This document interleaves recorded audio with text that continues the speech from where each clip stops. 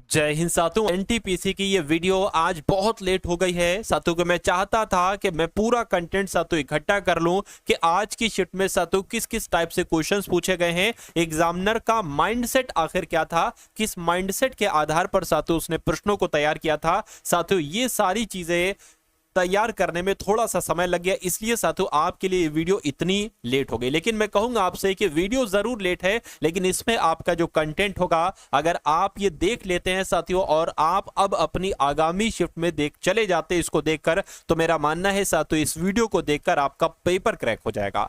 तो साथियों इसमें सभी कॉन्सेप्ट मैंने क्लियर कर दिए हैं, जो भी आज के एग्जाम में जिस टाइप के सवाल पूछे गए थे, जिस टाइप के रीजनिंग के सवाल, जिस टाइप के मैथ के, जिस टाइप के जीके जीएस करंट अफेयर के, तो पूरे एक्सपेक्टेड पेपर को हम लोग देखेंगे साथियों। जिनका पेपर अब अगर अभी बाकी है, उनका पेपर नहीं हुआ है, तो इन सवालों की आप लोग प्रैक्टिस करके जाइएगा, आपको बहुत फायदा देखने को मिलेगा आपके एग्जाम में। चलिए तो पहला सवाल है, नंबर सीरीज वाला सवाल है। नंबर सीरीज वाला सवाल पूछा गया था, है ना, कह के 9 है, उसके बाद 13 है, 52, 56, 224, 228। अब अगला नंबर यहां पर साथियों क्या हो सकता है ये आपको बताना है। तो देखिए 9 हो गया, 13 हो गया, 52 हो गया, उसके बाद साथियों 56 हो गया, फिर 224 हो गया और 228 हो गया। तो एग्जामिनर ने पूछा था कि अगला नंबर साथियों यहां पर क्या होगा, तो फटाफट मुझे बताइए। देखिए यहां पर अगर बात करें, मुझे तो सीधा सीधा दिख रहा है कि 4 की बढ़ोतरी हुई है। अच्छा 13 चौक कितना होता है साथियों, 13 चौक 52 होता है, फिर से 4 की बढ़ोतरी कर दी गई है ना। और मेरे हिसाब से जब यहां पर 4 की गुणा हुई है, तो यहां पर देखिए 4 की गुणा हो रही है। अगर इसकी गुणा हम 4 से करते हैं, 6 चौक 24, 24 का 4, हाथ से लगा 2, 4 पंजे 20 और 2, बिल्कुल साथियों इसकी गुणा साथियों 4 से हो रही है। अब देखिए यहां पर फिर से 4 प्लस कर दिया गया, तो मैं कहूंगा अब फिर से यहां पर 4 की गुणा होगी। तो 228 की गुणा जब आप 4 से करते हो तो कितना आता है, 4 अट्ठे 32 हो गया, 4 दूना 8 और 11 हो गया, 4 दूना 8 और 1 9, यानी कि यहां पर 912 आएगा। क्या 912 कहीं पर ऑप्शन में है? बिल्कुल साथियों ऑप्शन में है, ऑप्शन नंबर सी वाले में है। तो जिनका आंसर मेरे आंसर से पहले था उनका आंसर बिल्कुल सही है। आप कोशिश करिए कि मुझसे पहले साथियों आप अपना बिल्कुल सही जवाब दीजिए। अब अगला सवाल देखिए, ऐसा सवाल आपसे पूछा गया था और ऐसा अगली शिफ्ट में भी आपसे एग्जाम में सवाल पूछा जाएगा। कह रहे कि 6 मित्र हैं, KLMOP, एक षटकोणीय आकार की मेज के चारों ओर समान दूरी पर बैठे हैं। तो सबसे पहले अगर बात करें, ये षटकोणीय आकार की मेज किस टाइप की होती है, जिसमें 6 कोने होते हैं। तो 6 कोनों वाली साथियों हम मेज बनाने की यहां पर कोशिश करते हैं। देखिए एक कोना ये हो गया, एक कोना ये, तीसरा कोना ये, चौथा ये, पांचवा ये और छठा ये हो गया, है ना। तो 6 कोनों वाली मेज हो गई। कह रहे के की अगर बात करते हैं ना साथियों, यहां पर अगर बात करें, कह रहे कि के का मुख पी की ओर है, यानी कि के और पी बिल्कुल ऐसे ऐसे बैठेंगे। मान लीजिए जैसे कि अगर के यहां पर बैठा ला तो पी यहां पर बैठेगा, है ना, या के यहां पर बैठा ला तो पी यहां पर बैठेगा, ऐसे भी हो सकता है। के का मुख पी की ओर है, कह रहे कि इसको अभी रुक जाइए आप, है ना, अभी इसको रुक जाइए, अभी किसी और चीज को सॉल्व करिए आप। कह रहे कि ओ एन के दाएं से दूसरे स्थान पर है। तो मान लेते हैं साथियों एन हम यहां पर अगर बैठा ले, कहीं पर बैठा ले, एन के दाएं दूसरे से, है ना, ओ है तो एन का दायां दूसरा ये हो जाएगा। कह रहे कि एन के और एल के बीच में बैठा है, तो साथियों एन के और एल के बीच में बैठा है। अगर हम साथियों एल यहां पर बैठाते हैं और के यहां पर बैठाते हैं, तो एन के बीच में, एन जो है ना ये एल और के बीच में बैठा है। अच्छा यहां पर एक बात और कही गई थी कि के का मुख साथियों पी की तरफ है, तो के का मुख अगर पी की तरफ हम कर दे तब भी कोई दिक्कत नहीं। तो उसके बाद कह रहे कि एन के और एल के बीच में ये हो चुका है। कह रहे कि पी के तुरंत बाद एम है, तो पी के तुरंत बाद साथियों एम है। तो 6 के 6 थे, 6 हमने बैठा दिए। अब आपसे पूछा जा रहा है कि ओ के ठीक दाएं ओर कौन है, तो ए यहाँ, ओ यहां पर है, ओ के ठीक दाएं ओर कौन है साथियों एम है। तो मैं कहूंगा कि इस सवाल का जवाब आपको ऑप्शन नंबर डी यानी कि एम हो जाएगा, और जिनका आंसर ऑप्शन नंबर डी है तो बिल्कुल करेक्ट है। अगला सवाल आपकी स्क्रीन पर है, देखिए सवाल को और मुझे बताइए राइट आंसर। कह रहे कि एक विशिष्ट कोड भाषा में FREE को AQRR लिखा जाता है। इसमें आपको लॉजिक ढूंढना है कि क्या लॉजिक लगा है, आखिर क्या एग्जामिनर ने सोच कर साथियों ये सवाल बनाए थे। अगर आपकी ये चीज समझ में आ जाती है और मैं आपको समझाने में कामयाब हो जाता हूं, तो मेरा मानना है कि अगर आपकी जो भी शिफ्ट है, कल है, परसों है, या उसके बाद है, या अगली शिफ्ट है, मैं कहूंगा इस वीडियो को घोल कर पी लेना,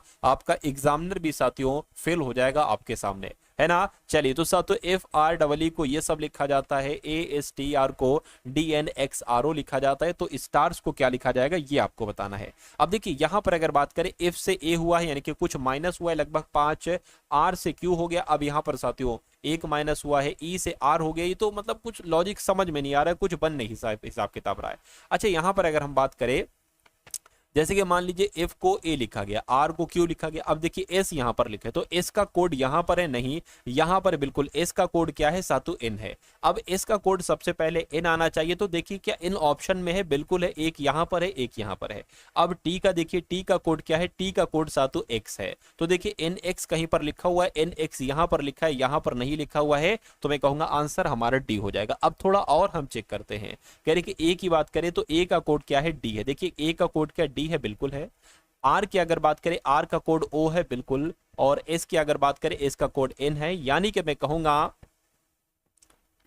R की अगर बात करें, अच्छा R का कोड यहां पर Q लिखा हुआ है और यहां पर O क्यों लिखा हुआ है, ये क्या दिक्कत हो गई साथियों, है ना, हो सकता है टाइपिंग मिस्टेक हो गई, ये क्यों ही बना हो। तो कुल मिला के आंसर हमारा जो जाएगा वो ऑप्शन नंबर डी के साथ ही जाएगा।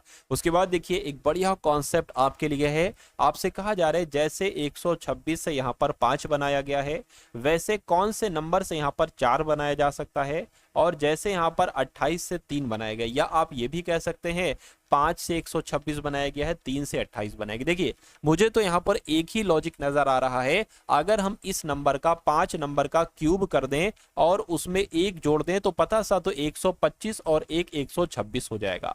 उसी प्रकार अगर साथियों हम 3 का क्यूब कर दें जो कि 27 होता है और उसमें एक जोड़ दे हमें ये नंबर मिल जाएगा, यानी कि हमें 4 का क्यूब करना होगा जो कि 64 होता है और एक जोड़ दे तो यहाँ पर 65 आ जाएगा। क्या 65 कहीं ऑप्शन में है साथियों, बिल्कुल है, ऑप्शन नंबर बी वाले में है। तो जिनका आंसर ऑप्शन नंबर बी के साथ है, मैं कहूंगा आंसर आपका बिल्कुल करेक्ट भाई, बहुत बढ़िया, वेरी गुड क्लास। एक नंबर सीरीज वाला सवाल फिर से आपके सामने, बताइए इसका जवाब क्या होगा साथियों। उसके अलावा मैं आपको बता देना चाहता हूं कि अगर आपकी तैयारी थोड़ी सी कम है, थोड़ी भी कम है, और आप चाहते हैं कि ये पेपर कैसे ना कैसे करके पास हो जाए, तो साथियों जैसा आपका ये पेपर बनाया गया है ना साथियों, जैसा आपका पेपर आया है इस बार लगभग वैसे साथियों आपको 10 सैंपल पेपर दिए जा रहे हैं, है ना। 10 सैंपल पेपर की अगर बात करें, ये सारे सैंपल पेपर, एक सैंपल पेपर में 100 क्वेश्चन होंगे, हर एक सैंपल पेपर में जीके, रीजनिंग, मैथ होगी, और अच्छी बात यह है कि हर क्वेश्चन के नीचे उसका सॉल्यूशन होगा, चाहे मैथ रीजनिंग हो या जीके होगी तो उसका आंसर होगा, और उस जीके से संबंधित जो 2-4 सवाल बनते हैं ना इंपॉर्टेंट, जो आपके एग्जाम में डायरेक्ट पूछे जा रहे हैं, वो भी साथियों वहां पर होंगे। अच्छा उसके अलावा साथियों आपको एनटीपीसी की PYQ दी जा रही है, यानी कि प्रीवियस ईयर शिफ्ट दी जा रही है, सॉल्यूशन के साथ दी जा रही है। उसके अलावा साथियों तीसरी पीडीएफ में आपको इंपॉर्टेंट करंट अफेयर की पीडीएफ दी जा रही है। तो साथियों ये तीनों पीडीएफ आपको सिर्फ और सिर्फ 45 रुपीज में दी जा रही है। मैंने नहीं बहुत अधिक पैसे रखे, सिर्फ 45 रुपीज में हर बच्चा इसको ले रहा है, आप लोग भी ले लीजिए और अपने पेपर को साथियों क्रैक कर लीजिए।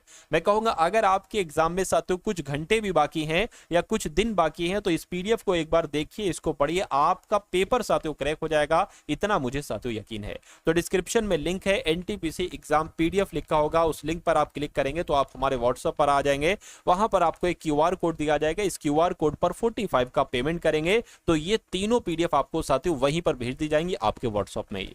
तो इसको एक बार साथियों जरूर आप लोग कर लीजिएगा, है ना। चलिए तो अब हम लोग बात करते हैं इस सवाल की, कह रहे हैं कि साथियों यहां पर अगर बात करें 2 है, एक सेकंड इसको थोड़ा सा हटा देता हूं मैं, कहा जा रहा है साथियों आपके सामने 2 है उसके बाद 6 है, ठीक है, यानी कि 2 है उसके बाद 6 है उसके बाद 12 है उसके बाद 20 है उसके बाद 30 है। तो अगला नंबर मुझे आपसे जानना है कि अगला नंबर क्या हो सकता है।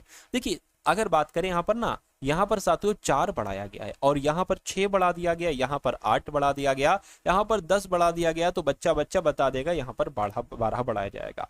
तो साथियों 30 और 12 कितना होता है, 42 होता है। 42 कौन से ऑप्शन में है, ऑप्शन नंबर सी वाले में भाई, बहुत बढ़िया, वेरी गुड क्लास। अगला सवाल आपकी स्क्रीन पर है, आपसे कहा जा रहा है कि जिस प्रकार हाइड्रोफोबिया का संबंध पानी से है उसी प्रकार एक्रोफोबिया का संबंध किससे होता है। आप सभी लोग जानते हैं कि पानी से डरने लगता है जिस बंदे को हाइड्रोफोबिया एक्रोफोबिया हो जाता है ना। तो साथियों एक्रोफोबिया के अंतर्गत पता क्या होता है साथियों, आपको ये मालूम होना चाहिए, जो बंदा होता है, रोगी होता है, ये ऊंचाई से डरने लगता है, ये ऊंचाई पर जा नहीं पाता है। तो ये आप लोग याद रखेंगे, आंसर आपका ऑप्शन नंबर सी हो जाएगा। अगला सवाल आपकी स्क्रीन पर है, आपसे कहा जा रहा है साथियों, कभी भी अगर आप देखें कि कुछ लेटर्स लिखे हों और उनके कोड लिखे हों, और फिर से वही चीज आ जाए, कुछ लेटर्स लिखे हों और उनके कोड लिखो, और फिर आपको एक वर्ड दिया जाए, कहा जाए इसका कोड क्या होगा, तो 90% इसके चांसेस यही होते हैं कि डी का कोड है 4, ई का कोड है 1, एस का कोड है 5 और ए का कोड है 2, ऐसे करके होता है। तो कुल मिला के यहाँ पर एस लिखा हुआ है, देखिए जरा एस कहाँ पर लिखा हुआ, एस यहाँ पर लिखा हुआ, एस का कोड क्या है 5 है। तो अगर एस का कोड हम 5 बना देते हैं तो कहीं ऑप्शन में देखिए 5 है क्या, यहाँ पर है, यहाँ पर है, यहाँ पर है। अब एम का देखिए, एम का साथियों कोड क्या हो जाएगा, 8 हो जाएगा, तो 8 भी है साथियों। ए की अगर बात करें तो ए का कोड कहाँ गया, ए का कोड ये आ गया 2, तो 2 आ जाएगा। और आर और टी का कोड देख लीजिए, आर का कोड ये हो गया 6 और टी का कोड साथियों ये हो गया 3। तो मैं कहूंगा कि साथियों 58263 कहां पर लिखा हुआ है, 58263 तो ऑप्शन नंबर डी में लिखा हुआ है। तो जिनका आंसर ऑप्शन नंबर डी के साथ था तो बिल्कुल सही था भाई, बहुत बढ़िया, वेरी गुड क्लास। साथियों मैं तो यही आपसे कहूंगा, अगर आप रीजनिंग में ये समझ लीजिए साथियों 30 बटा, क्योंकि आपके एग्जाम में 30 सवाल आ रहे हैं, अगर आप 30/30 चाहते हैं तो हमारी हर एक क्लास को देखिए जब तक आपका एग्जाम है, आपका पेपर बड़े आराम से क्रैक हो जाएगा। और मैं कहूंगा जिसने रीजनिंग के सेक्शन में 30/30 कर लिया उसके सिलेक्शन के चांसेस 90% तक साथियों हो जाते हैं। तो रीजनिंग पर पकड़ बनाइए। बाकी मैथ अभी मैं आपको पढ़ाने वाला हूं, अभी मैं आपको जीके पढ़ाऊंगा, अभी मैं आपको करंट अफेयर पढ़ाऊंगा, है ना। चलिए, तो कह रहे कि सभी चॉकलेट फल हैं, है ना। तो जैसे जैसे कहा जा रहा है वैसे वैसे बना लेते हैं साथियों। सभी चॉकलेटें, मान लीजिए साथियों ये क्या हो गई, ये चॉकलेट हो गई, कह रहे कि सभी चॉकलेट फल हैं, सभी चॉकलेट फल हो गई। कह रहे कि सभी फल नारियल हैं, तो सभी फल साथियों क्या हो गए, यहाँ पर नारियल हो गए, ठीक है। अब निष्कर्ष को पढ़िए और मुझे बताइए कौन सा सही है कौन सा गलत है। कहा आपसे जा रहा है कि सभी चॉकलेट नारियल हैं, सभी चॉकलेट नारियल यहां पर साथियों कहा गया है ना। तो ये तो आपका बिल्कुल सही हो जाएगा, ठीक है, कोई दिक्कत नहीं, ये आपका साथियों इसको हम लोग सही मान लेते हैं। उसके बाद देखिए कुछ नारियल फल हैं, कुछ नारियल की अगर बात करते हैं साथियों, कुछ नारियल फल हैं, बिल्कुल साथियों कुछ नारियल यहाँ पर क्या है, कुछ नारियल फल हैं, इतने नारियल जो होंगे वो फल हो जाएंगे, ये भी सही हो जाएगा। अच्छा एक ये भी है, कुछ चॉकलेट नारियल नहीं है, कुछ चॉकलेट नारियल नहीं, कैसे भाई, मैं कहूंगा सभी चॉकलेट नारियल है, ये आपका गलत हो जाएगा। यानी कि दूसरा और तीसरा निष्कर्ष सही है, ऐसा कहां पर लिखा हुआ, ऐसा आपका ऑप्शन नंबर सी में लिखा हुआ है भाई, बहुत बढ़िया, वेरी गुड क्लास। साथियों लंबी लंबी दौड़ का घुड़सवार आपको साथियों बनना है, अगर आप बनना चाहते हैं तो मैं कहूंगा अपना थोड़ा सा आराम को त्यागिए, अपने शौक को त्यागिए, अपने समय को ज्यादा से ज्यादा पढ़ाई में दीजिए, आपका सिलेक्शन साथियों हो जाएगा, है ना, एनटीपीसी में आपका सिलेक्शन हो जाएगा। खैर इस सवाल की अगर बात करें, ये तो अधूरा सा सवाल नहीं लग, दिए गए समीकरण संतुलित करने के दिन किन दो संख्याओं को आपस में बदलना होगा, है ना। तो 15 गुणा 7 प्लस आपका 40 और माइनस कितना हो जाएगा, माइनस आपका 24 हो जाएगा, -24 साथियों भाग आपका 8 हो जाएगा और बराबर आपका 124 हो जाएगी। ये मैंने ऐड कर दिया क्योंकि दिक्कत थी। अगर हम इस ऑप्शन को सही माने, हम इस सवाल को ऑप्शन से करते हैं, कह रहे कि अगर हम 24 की जगह पर 8 और 8 की जगह पर 24 लिख दें और इस पूरी इक्वेशन को सॉल्व करें तो अगर 124 आता है तो ये हमारा आंसर हो जाएगा। अगर नहीं आता है तो इस वाले को चेक करेंगे। ये मैं आपको करने के दे रहा हूं, आप मुझसे पहले करके बताइएगा। तो 24 साथियों कहां पर है, 8 कहां पर है, 15 गुणा 7 प्लस आपका 40 माइनस 24 आ गया तो 8 लिख दीजिए, 8 आ गया तो 24 लिख दीजिए, बराबर आपका कितना आ जाएगा, 124 आना चाहिए। अब देखिए अभी तो 24 नीचे आ जाएगा, फिर लफड़ा मामला हिसाब किताब बनेगा नहीं, ये आंसर नहीं हो सकता, इसको मैं ऐसे ही हटा दे रहा हूँ। थोड़ी सी भाई अनुभव भी तो होता है कि देख के बता दिए। अब इसको देखिए, 24 की जगह पर 40, 40 की जगह पर 24, तो 15 गुणा 7 है, 15 गुणा 7 आ गया, प्लस आपका 40 है, 40 की जगह पर 24 आ गया, 24 है, 24 की जगह पर 40 आ गया, भाग 8 आ गया। अब देखिए क्या 124 आता है। देखिए अगर बात करें 15 सत्ते 105 आ गया, प्लस आपका 24 है ना, 24 आ गया, और देखिए 8 से भाग देंगे, 8 पंजे 40, 5 यहाँ पर आ जाएगा। देखिए क्या 124 आता है, 105 और 24 कितना हो जाएगा, 9 और 2 और 1, यानी कि 129 में से 124 5 घटाइए तो बिल्कुल साथियों 124 से तो बचता है, यानी कि 124 बराबर 124 आ गया, यानी कि हमारा सही जवाब जो जाएगा वो ऑप्शन नंबर बी हो जाएगा। अगला सवाल बहुत इंपॉर्टेंट साथियों आपकी स्क्रीन पर है, चलिए, तो इस सवाल को मैं आपके लिए छोड़ता हूं कि आपको इस सवाल का जवाब मुझसे पहले देना। मैं तो आपको करवा रहा हूं, लेकिन मुझसे पहले आपको इस सवाल का जवाब देना। अभी यकीन मानिए मैंने इस सवाल का सॉल्यूशन नहीं पढ़ा है, नहीं देखा है, लेकिन आपके लिए ये सवाल साथियों पहली बार आया है, या जैसा भी कहे, मतलब मुझे इस सवाल का सलूशन नहीं मालूम है। मैं क्वेश्चन पढ़ता जाऊंगा, साथ ही साथ साथियों अपना दिमाग चलाता जाऊंगा और आंसर देखिए मैं दे दूंगा। देखिए समझिए अच्छे से, कह रहे कि 6 मित्र हैं, अविक, ऋषि, पीयूष, सोनल, आशु और रोहित। इन सबका मुंह उत्तर की ओर एक पंक्ति में। तो साथियों एक पंक्ति बना लेंगे। 6 लोग हैं ना, 1 2 3 4 5 और 1। हमने साथियों 6, देखिए अच्छा नाम लिखना है तो थोड़ी सी दूरी पर हम बना लेते हैं, दिक्कत हमें ना हो। यहाँ पर 6 लोग हैं साथियों, 1 2 3 4 5 और साथियों 6। अब ये 6 लोग हो गए हैं और कहने के सभी का मुंह उत्तर की तरफ है, यानी कि सभी का मुंह ये ऊपर की तरफ है। कह रहे कि ऋषि अविक के बाईं ओर बैठा हुआ है, पीयूष के दाईं ओर खड़े हैं। अच्छा, ऋषि जो है ये अविक के बाईं ओर है और पीयूष के दाईं ओर खड़े हुए हैं। कह रहे कि सोनल अविक के दाईं ओर और आशु के बाईं ओर खड़ी है, आशु रोहित के बाईं ओर खड़ा है। अब देखिए अगर आप इस लाइन को लेंगे तो यहाँ पर ऋषि, अविक और पीयूष हैं, और यहाँ पर आपको कॉमन क्या मिल रहा है साथियों, एक तो ये अविक मिल रहा है आपको कॉमन। अच्छा, इसकी अगर बात करें तो इसमें आपको, इसमें भी वो एक ही आशु कॉमन मिल रहा है, तो कोई भी लाइन आप लिख सकते हो। आप इस वाली लाइन से स्टार्टिंग कर दो। ऋषि जो है ना, मान लीजिए ये अविक के बाईं ओर खड़ा है। अगर साथियों मान लीजिए हम अविक को यहां पर बैठा ले, अविक यहां पर आ गया है, तो अविक का बायां यही तो होगा, यानी कि साथियों ऋषि जो होगा वो साथियों यहां पर आ जाएगा। यानी कि ऋषि जो है ये अविक के तो बाईं ओर है, लेकिन पीयूष के दाईं ओर है। तो साथियों पीयूष के दाईं ओर है तो पीयूष यहां पर आ जाएगा, है ना, पीयूष आपका साथियों यहां पर आ जाएगा। अब इसको देखिए, कह रहे कि सोनल अविक के दाईं ओर है। सोनल जो है ना अविक के दाईं ओर है, तो मैं कहूंगा साथियों सोनल आपकी यहां पर आ जाएंगी। सोनल जी यहां पर आ गई। सोनल अविक के दाईं ओर है और आशु के बाईं ओर खड़ा हुआ है। आशु के बाईं ओर कौन है साथियों, सोनल है, तो आशु साथियों यहां पर आ जाएगा, जाहिर सी बात है। कह रहे कि आशु रोहित के बाईं ओर खड़ा है। आशु जो है ना ये रोहित के बाईं ओर खड़ा है, यानी कि रोहित यहां पर खड़ा होगा।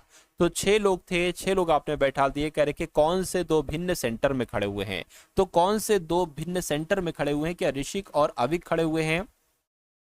ऋषिक और अविक साथियों नहीं खड़े हुए हैं। कह रहे कि अविक और सोनल खड़े हुए हैं, है ना। अविक की अगर बात करें और सोनल, बिल्कुल साथियों देखिए सेंटर में कौन खड़े हैं, सेंटर में तो अविक और सोनल ही खड़े हुए हैं। तो अविक और सोनल आपके सवाल का बिल्कुल सही जवाब है। ये बहुत शानदार सवाल था साथियों। तो अब यहां से अगर बात करें, आपके रीजनिंग के सवाल कंप्लीट हो चुके हैं और मैथ्स के क्वेश्चन स्टार्ट हो चुके हैं। अब मैथ के सवालों को आप लोग देखिए और उसके बाद जीके के सवालों को देखेंगे और करंट अफेयर के सवालों को भी हम लोग देखेंगे। तो यहाँ पर आपसे कहा जा रहा है कि 6,000 रुपए की धनराशि के लिए 5% वार्षिक ब्याज की दर पर 2 वर्ष में प्राप्त साधारण ब्याज और वार्षिक रूप से चक्रवृद्धि ब्याज होने वाले चक्रवृद्धि ब्याज में कितना अंतर होगा, ये आपको यहाँ पर साथियों बताना है। चलिए कोई दिक्कत नहीं है। अगर यहाँ पर साथियों हम अंतर की बात करें, है ना, देखिए साथियों इसके लिए एक सूत्र होता है। कभी भी अगर सवाल में आपसे कहा जाए कि 2 वर्ष का साधारण ब्याज और चक्रवृद्धि ब्याज का अंतर क्या होगा, तो इसके लिए साथियों एक सूत्र मैं आपको बता रहा हूं छोटा सा, वो आप लोग याद कर लेंगे। देखिए P हो गया R/100 का होल ऑफ स्क्वायर हो गया। तो P कितना है, मूलधन कितना है साथियों, 6,000 है, तो 6,000 आ गया। और R कितना है, 5 है, यानी कि 5 के ऊपर स्क्वायर आएगा तो 5 गुणा 5 हो जाएगा। अब 100 के ऊपर भी लगा है तो 100 गुणा 100 हो जाएगा। इसको कैलकुलेट कर लीजिए। देखिए अब यहाँ पर अगर साथियों हम लोग बात करें ना, आपके ये 2 जीरो से ये 2 जीरो कैंसिल, इस 1 जीरो से ये 1 जीरो कैंसिल, 5 एकम 5, 5 दूना 10, 2 एकम 2, 2 3 6, 3 पंजे कितना हो जाएगा, मैं कहूंगा 15 हो जाएगा। तो 15 ही तो अंतर होगा। अंतर 15 कहां पर है साथियों, ऑप्शन नंबर ए वाले में। तो जिनका आंसर ऑप्शन नंबर ए के साथ है तो बिल्कुल सही हो जाएगा। अब उसके बाद देखिए अगले नंबर का सवाल आपकी स्क्रीन पर है साथियों। अभी आपकी जीके भी आएगी, जो जीके भी है साथियों आप लोग यहाँ पर देख कर जाइएगा। कहने के संजिया की आय रेहाना की आय से 20% कम है ना, 20% कम है। तो रेहाना की आय साजिया की आय से कितने प्रतिशत अधिक है। मैं आपको इसको कई बार करवा चुका हूं और आपके एग्जाम में देखिए आ बैठा ये, आपको हमेशा ये नंबर से पूरा सवाल सही करना होगा। आपको 20 लिखना है। अगर यहाँ पर अगर बात करें और साथियों गुणा 100 अगर ऐसा सवाल आता है और अगर यहाँ पर कम लिखा होगा तो आपको साथियों 100 माइनस ये नंबर कर देना है, 100 माइनस 20। अगर यहाँ पर अधिक लिखा होगा तो 100 प्लस आपको 20 कर देना है। यानी कि ऊपर क्या हो जाएगा 2000, नीचे क्या हो जाएगा 80, 0 से 0 कैंसिल, 8 एकम 8, 8 दूना 16, 4 हो जाएगा 8 पंजे 40, यानी कि 25% आपके सवाल का बिल्कुल सही जवाब हो जाएगा। उसके बाद देखिए अगला सवाल। अगला सवाल साथियों आपकी स्क्रीन पर, इस सवाल को देखिए और बताइए सही जवाब। कह रहे हैं कि ए और बी एक साथ किसी कार्य को 30 दिन में करते हैं, यानी कि ए और बी एक साथ किसी कार्य को करते हैं तो 30 दिन लगते हैं। ए अगर अकेला उस कार्य को करता है तो कितने दिन में करता है, तो 50 दिन इसको लगते हैं। यानी कि बी अकेले अगर उसी काम को करता है तो कितने दिन लगेंगे, यानी कि बी अकेले अगर उसी काम को करता है तो कितने दिन लगेंगे। तो अब साथियों हमें एक ऐसा नंबर ले लेना होगा यहाँ पर जो कि 30 से भी कटे और 50 से भी कटे। 150 हो जाएगा, 30 पंजे कितना हो जाएगा 150 और 50 तियां 150 हो जाएगा। कहने का मतलब साथियों ये है कि ए एक दिन में 3 काम करता है और ए बी दोनों मिलकर एक दिन में 5 काम करते हैं। तो मैं कहूंगा जब ए है ना, यहाँ पर अगर बात करें सिंपल सी बात है साथियों, क्या सिंपल सी बात है, कहा जा रहा है कि जब ए एक दिन में 3 काम करता है और ये दोनों मिलकर 5 काम करते हैं तो बी एक दिन में 2 काम करता होगा। अच्छा ये नंबर पता क्या निकला, ये नंबर निकला है साथियों टोटल काम। यानी कि टोटल काम कितना है, टोटल काम है 150। और मैंने आपको बताया कि ए करता है डेली 3 काम और बी काम करता है 2 डेली, मतलब एक दिन में 2 डेली, दोनों मिलकर काम करते हैं 5। बी डेली 2 काम करता है तो टोटल काम जब 150 है और बी डेली 2 काम कर रहा है तो ये काम कितने दिन में निपटाएगा साथियों, 75 दिन में निपटाएगा। तो यही तो आपसे पूछा जा रहा है कि बी अकेले उस काम को कितने दिन में करेगा, 75 दिन में करेगा। 75 कहां पर लिखा हुआ है, ऑप्शन नंबर बी में लिखा हुआ है। अगला सवाल आपकी स्क्रीन पर है, आपसे कहा जा रहा है कि सुमेर ने 800 प्रति कुर्सी के मूल्य पर 6 कुर्सियां और 1200 में एक मेज खरीदी। ठीक है, कोई दिक्कत नहीं। उसने सभी कुर्सियां और मेज को 7200 रुपए में बेचा तो उसको कितना लाभ हुआ मुझे बताइए। देखिए अगर 800 रुपए की एक कुर्सी है और 600 कुर्सी उसने खरीदी हैं तो 800 गुणा 6 कितना हो जाएगा, 6 चंग 36, 6 सते बेले 6 48, यानी कि 4800 रुपए की तो उसने कुर्सियां खरीदी। और मेज उसने कितने की खरीदी साथियों, 1200 की। यानी कि टोटल उसने जो सामान खरीदा है वो 6000 रुपए का खरीदा है ना। और उसको बेच कितने का रहा है, 7200 रुपए का उसको बेच रहा है। तो ये तो भाई प्रॉफिट में है। कितने के प्रॉफिट में साथियों, 1200 इसको फायदा हो रहा है। तो इस 1200 को आपको लाभ को प्रतिशत में बदल लेना है। तो साथियों 1200 गुणा 100 हो जाएगा, नीचे आपका क्रय मूल्य आता है, मतलब जिस मूल्य पर आपने वो चीज खरीदी है।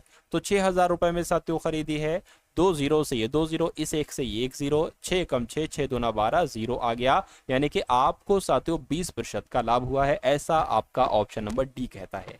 तो जिनका आंसर ऑप्शन नंबर डी है, मैं कहूंगा आंसर आपका बिल्कुल करेक्ट है। अगला सवाल देखिए, अच्छे लेवल का साथियों ये सवाल है। इस सवाल को देखिए और मुझे आप लोग बताइए कि आपका सही जवाब क्या होगा। कह रहे कि अमित ने विमल को एक अलमारी बेची। अमित ने बेची है विमल को एक अलमारी, 10% का लाभ प्राप्त हुआ, यानी कि 10% के लाभ से ये बेचता है।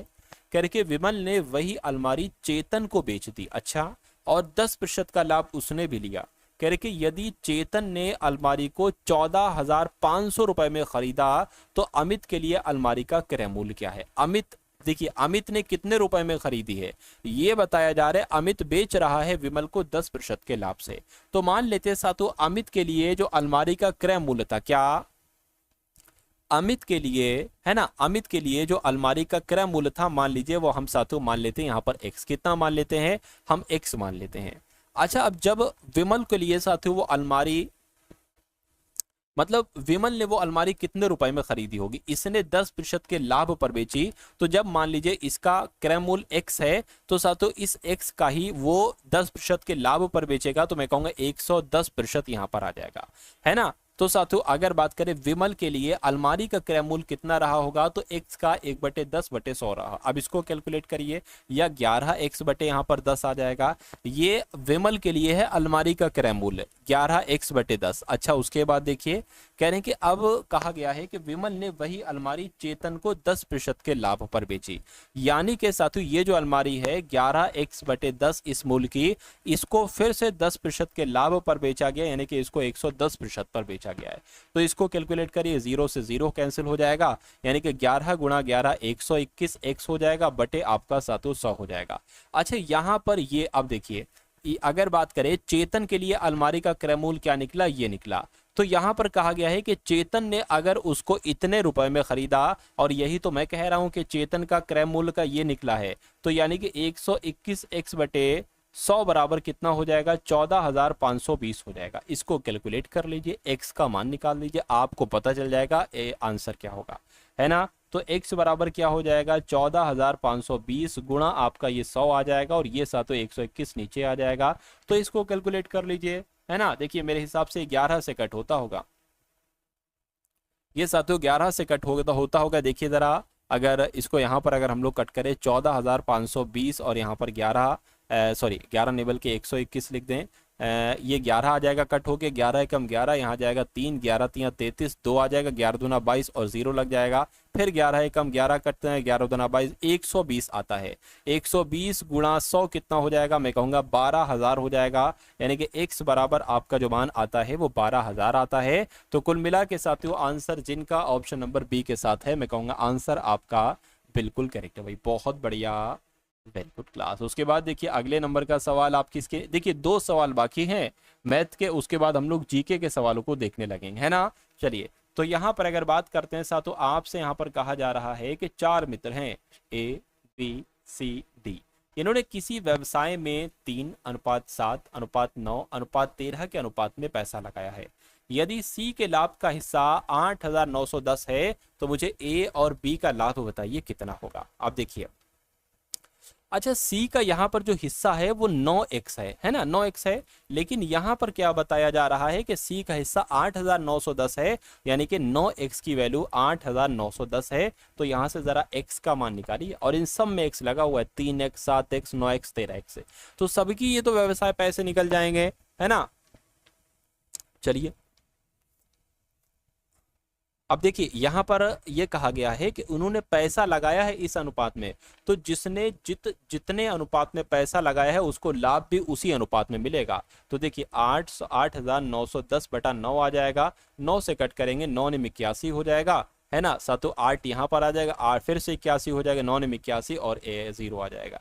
तो x बराबर साथियों 990 आ जाएगा। तो करेंगे A और B के लाभ का कुल हिस्सा कितना होगा। A को लाभ मिल रहा है 3x से, और B को लाभ मिल रहा है साथियों 7x से, तो कुल मिला के 10x की वैल्यू आपको बताना है। अरे भैया इसमें x बराबर जब 990 है तो 10x की वैल्यू क्या हो जाएगी साथियों, आपकी जो है ना साथियों 9,900 हो जाएगी। तो 9,900 कहां पर लिखी हुई है, ऑप्शन नंबर सी में लिखी हुई है। तो जिनका आंसर ऑप्शन नंबर सी के साथ है तो बिल्कुल करेक्ट है। अगला सवाल अंतिम सवाल है, और फिर देखेंगे हम लोग साथियों जीके के सवाल कि भैया जीके के सवाल आपके कैसे आपके एग्जाम में पूछे गए थे। तो इन सवालों को आप लोग जरूर देखिएगा, आपके एग्जाम में क्रैक करने के लिए साथियों ये सवाल आपके लिए इंपॉर्टेंट है। कह रहे कि 14 मीटर लंबे और 8 मीटर चौड़े एक आयताकार पार्क है। अच्छा ठीक है, एक आयताकार पार्क बना लेते, इसकी लंबाई 14 मीटर है और चौड़ाई इसकी 8 मीटर है।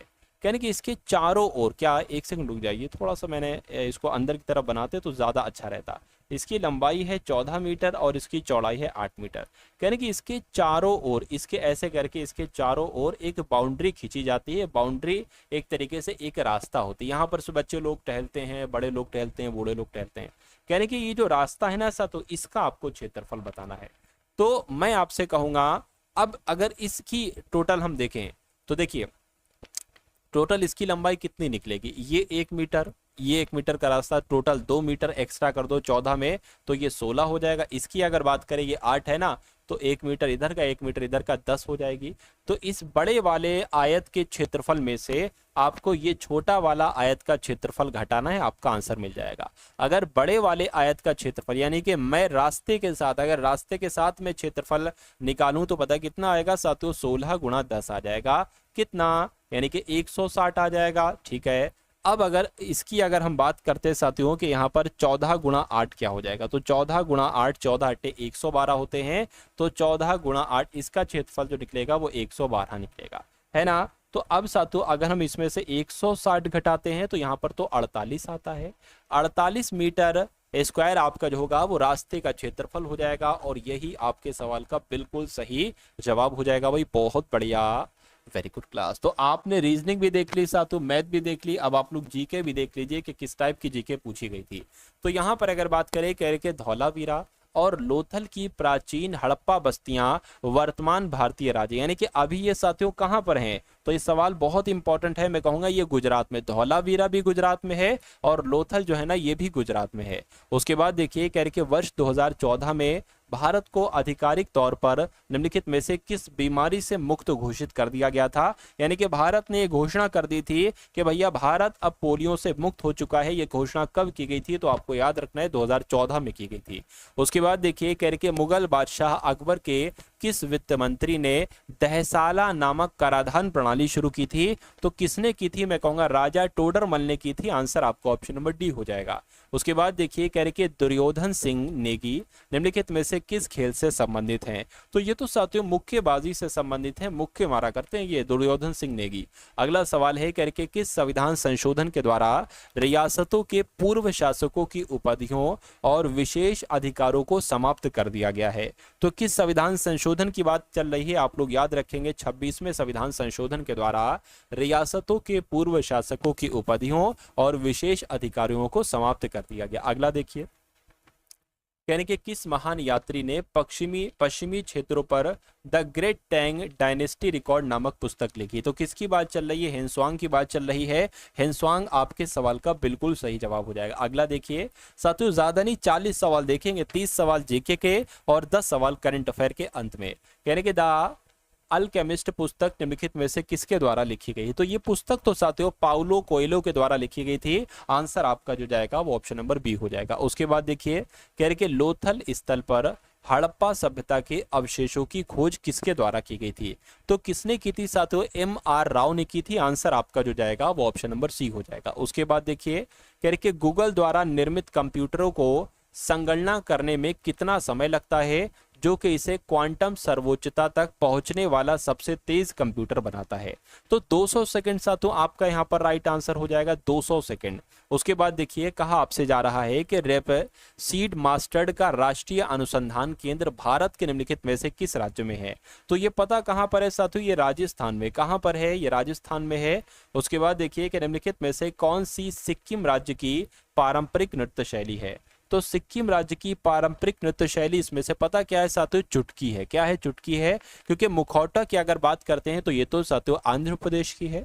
अगर भोटिया की बात करते हैं तो ये साथियों उत्तराखंड की है ना। और पांडव की अगर बात करें तो ये भी उत्तराखंड की है। तो चुटकी है ना सिक्किम राज्य की एक नृत्य शैली है। आंसर आपको ऑप्शन नंबर बी हो जाएगा। अगला सवाल कह रहे कि भारत में राष्ट्रीय उपभोक्ता दिवस साथियों कब मनाया जाता है। तो ये साथियों क्या 24 दिसंबर को मनाया जाता है। मैं कहूंगा बिल्कुल 24 दिसंबर को राष्ट्रीय उपभोक्ता दिवस मनाया जाता है। और उसके बाद देखिए कह रहे कि जो प्रवरा है, मंजीरा है, मनेर नदियां हैं, ये दाहिनी सहायक नदियां हैं। तो किसकी सहायक नदियां हैं, ये गोदावरी की सहायक नदियां हैं। आंसर आपका जो जाएगा वो ऑप्शन नंबर डी हो जाएगा। अगला देखिए कह रहे कि किस वर्ष में नेपाल ने राजतंत्र को समाप्त कर दिया है ना, और एक लोकतांत्रिक गणराज्य के रूप में उभरा। तो किसकी बात चल रही है, मैं कहूंगा 2008 में नेपाल ने राजतंत्र को समाप्त कर दिया और एक लोकतांत्रिक गणराज्य के रूप में उभरा था। अगला देखिए कह रहे कि वॉरियर ऑफ मिथिला ये पुस्तक के लेखक कौन है।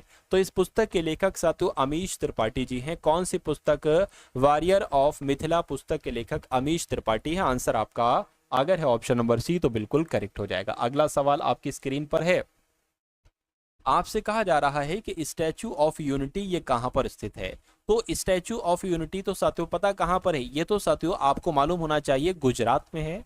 लेकिन गुजरात तो यहां पर लिखा नहीं है। तो गुजरात की अगर बात करें ये साथियों केवड़िया में स्थित है। गुजरात के केवड़िया में ही स्टैचू ऑफ यूनिटी स्थित है। राइट आंसर जिनका ऑप्शन नंबर डी था तो बिल्कुल सही था। उसके बाद देखिए अगला सवाल है, कहा आपसे जा रहा है कह रहे कि समुद्री निकाय और समुद्र में पानी होता है। तो यहाँ पर एक खाली जगह होगी यहाँ। तो समुद्री निकाय और समुद्र में क्या खारा पानी होता है, कड़वा पानी होता है, खट्टा मीठा। तो खट्टा मीठा तो नहीं होगा, खारा होगा। आंसर आपका ए हो जाएगा। कहने के सर्वोच्च नागरिक सर्वोच्च भारतीय नागरिक पुरस्कार भारत रत्न किस वर्ष में आरंभ किया गया? तो ये साथियों 1954 में आरंभ किया गया। सही जवाब आपका ऑप्शन नंबर सी होगा। उसके बाद देखिए कहने के ओरल रिहाइड्रेशन सॉल्यूशन की अनुशंसा से पीड़ित व्यक्ति के लिए की जाती है। तो अगर बात करें साथियों यहां पर एक खाली जगह है, ओरल रिहाइड्रेशन सॉल्यूशन की अनुशंसा है ना दस्त से पीड़ित व्यक्ति के लिए की जाती है, डायरिया से पीड़ित व्यक्ति के लिए की जाती है। तो आपका राइट आंसर अगर है ऑप्शन नंबर सी तो बिल्कुल करेक्ट है। अगला देखिए कह रहे कि 1756 में सिराजुद्दौला के बाद बंगाल के नवाब कौन बने थे? तो इनका नाम अली वर्दी खान था और अली वर्दी खान ही 1756 में सिराजुद्दौला के बाद बंगाल के नवाब बने थे। कह रहे कि प्रधानमंत्री रोजगार सृजन कार्यक्रम में व्यवसाय सेवा क्षेत्र स्वीकार परियोजना की अधिकतम लागत कितनी है?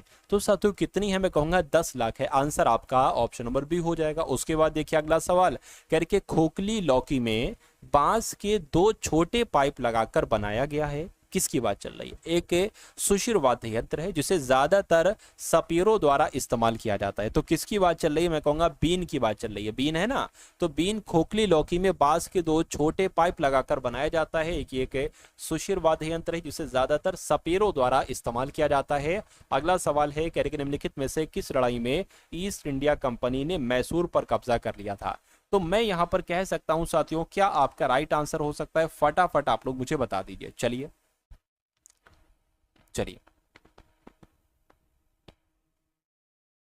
तो यहां पर अगर बात करें बक्सर की लड़ाई, श्रीरंगपट्टनम की घेराबंदी या साथियों प्लासी की लड़ाई या पॉलीलूर की लड़ाई, मैं कहूंगा साथियों इनमें से कोई आंसर मुझे सही नहीं लग रहा है। आंसर जो राइट होगा वो मैं आपको बता देता हूं, चौथा आंग्ल मैसूर युद्ध यहां पर आंसर आना होना चाहिए, है ना। चौथा क्या साथियों?